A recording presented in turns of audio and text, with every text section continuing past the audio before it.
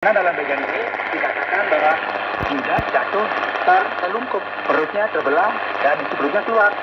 Kita sebenarnya tidak perlu melihat kontradiksi yang ada di sini.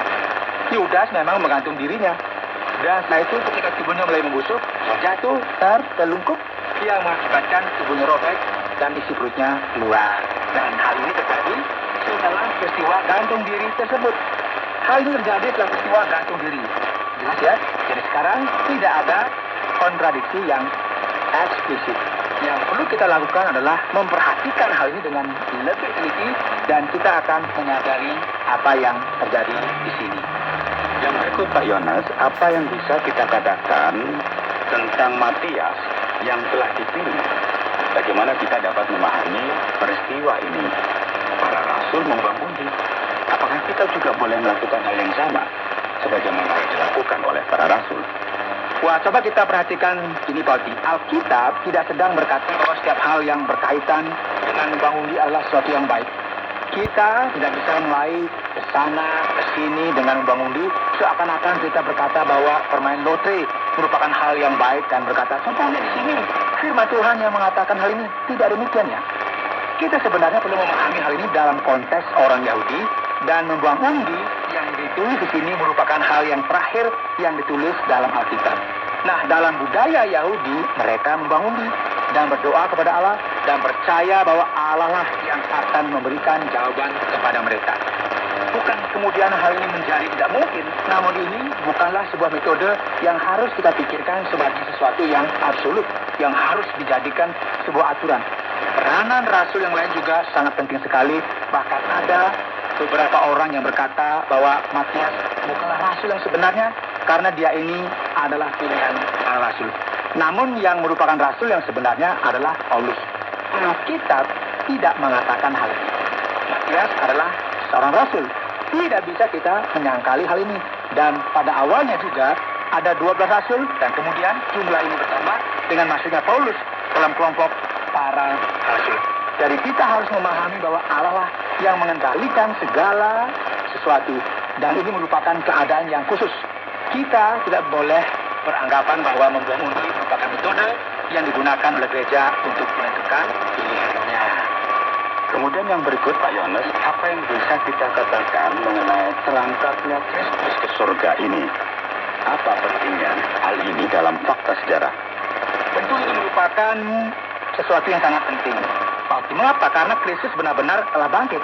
Satu-satunya hal yang bisa membungkam orang Kristen adalah jika ada orang yang dapat menunjukkan mayat Kristus di depan umum. Dengan demikian menunjukkan bahwa iman mereka tidak benar. Karena Kristus telah bangkit dan terangkat ke surga dengan disaksikan oleh banyak orang. Nah, ini merupakan bukti yang sah bahwa ia adalah Mesias, Sang Anak Allah yang ilahi. Dia kembali ke surga yang merupakan tempat dia berasal sesuai dengan apa yang dikatakan oleh Rasul Yohanes. Dan sekali lagi kita bisa melihat bahwa apa yang dikatakan kitab Injil adalah kebenaran. Bukan hanya ia bangkit dari kubur, namun ia juga terangkat ke surga. Baiklah para pendengar terkasih, dan kita akan sampai pada kesimpulan akhir dari kisah para rasul pasal yang pertama. Saudara, dalam program Jalan 66 hari ini kita telah bersama-sama mempelajari kisah para rasul pasal pertama. Benar sekali, kita telah berbicara tentang Yesus yang terangkat ke surga, yang menggemparkan kekaisaran dan bangsa tersebut. Kristus telah mati, namun ia bangkit kembali dan kita juga melihat bahwa ia kini telah terangkat ke surga. Yang menarik para mendengar adalah bagaimana Lukas dengan begitu detail dan hati-hati menjelaskan semua ini yang membuktikan kepada kita keaslian dari semua ini. Benar sekali. Kita melihat di sini bahwa Lukas menyatakan kebenaran dari Injil dengan sangat teliti dan detail. Inilah mengapa kita perlu untuk percaya kepada Kristus karena segala sesuatunya telah nyata dan benar terbukti. Saudara pendengar, karena waktu yang tidak memungkinkan, kita akhiri program Jalan 66 kali ini. Kami menantikan Anda untuk tetap mengikuti pelajaran berikutnya dalam lanjutan pembelajaran yang diajarkan dalam Alkitab tentang Yesus Kristus kepada kita. Saudara, program Jalan 66 mengundang Anda untuk terus bersama dalam seri pembelajaran Alkitab yang memberikan pelajaran menyeluruh tentang firman Tuhan. Jika Anda memiliki pertanyaan atau berespon terhadap topik berhubungan dengan program ini, silakan menyampaikan melalui WhatsApp ke nomor 081 333 777-386. Terima kasih atas perhatian Anda. Saudara pendengar, sampai di sini dulu perjumpaan kita bersama dengan program Jalan 66. Jangan sampai ketinggalan.